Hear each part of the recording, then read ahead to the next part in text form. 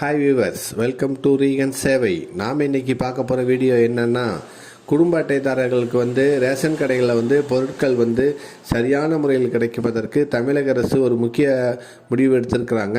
அந்த டீட்டெயில்ஸை பற்றி தான் நாம் இந்த வீடியோவில் பார்க்க போகிறோம்.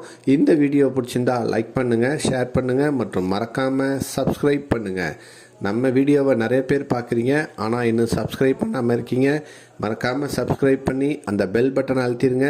உங்கள் ஃப்ரெண்ட்ஸுக்கும் இந்த வீடியோவை ஷேர் பண்ணுங்கள். வாங்க வீடியோக்குள்ளே போகலாம்.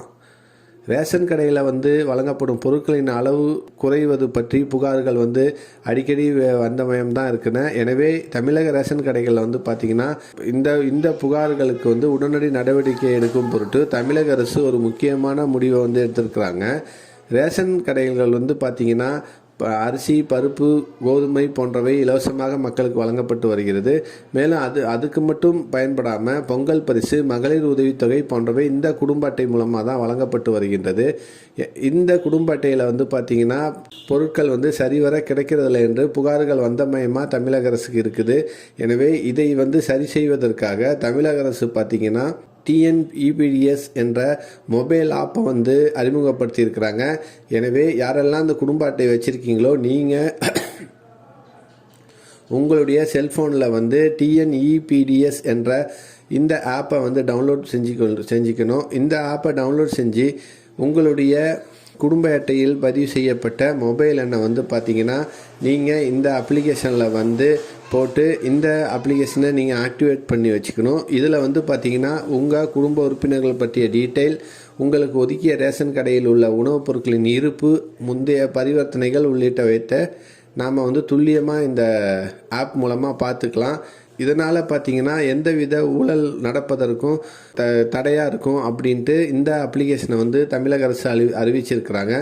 மேலும் பார்த்திங்கன்னா ரேஷன் கடைகளில் பொருட்கள் எடை சரியான அளவில் வழங்கப்படுதல்னு புகார் நிறைய வந்தவண்ணா இருக்குன்னு.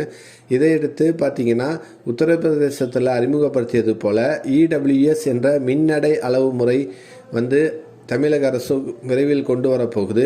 இதில் பார்த்திங்கன்னா EWS சாஃப்ட்வேருங்கிற பதிவு செய்யப்பட்டு அதில் EPOS இயந்திரத்துடன் இது இணைக்கப்பட்டிருக்கும். இந்த சாஃப்ட்வேர் பார்த்திங்கன்னா நமக்கு ஒதுக்க வேண்டிய பொருட்களின் அளவை சரியான முறையில் அந்த சாஃப்ட்வேருக்கு அனுப்பி அதன் மூலமாக பொருட்கள் எடை மிஷின் மூலமாக வழங்கப்படும். எனவே சரியான அளவு எடை பார்த்திங்கன்னா மக்களுக்கு கிடைக்கிறதுக்கு இந்த EPOS இயந்திரம் பேருதவியாக இருக்கும். எனவே இதனால் அளவு கம்மியாக கொடுக்குறாங்கங்கிற புகார்களுக்கு இது முடிவாக இருக்கும். இந்த இரண்டு முறை தான் தமிழக குடும்ப அட்டைதாரர்களுக்கு தமிழக அரசு புகார்களை தடுக்கும் வண்ணம் நிறைவேற்ற போகிறாங்க. இந்த வீடியோ பிடிச்சிருந்தா லைக் பண்ணுங்கள், ஷேர் பண்ணுங்கள் மற்றும் மறக்காமல் சப்ஸ்கிரைப் பண்ணுங்கள். மேலும் ஒரு புதிய வீடியோவில் சந்திப்போம்.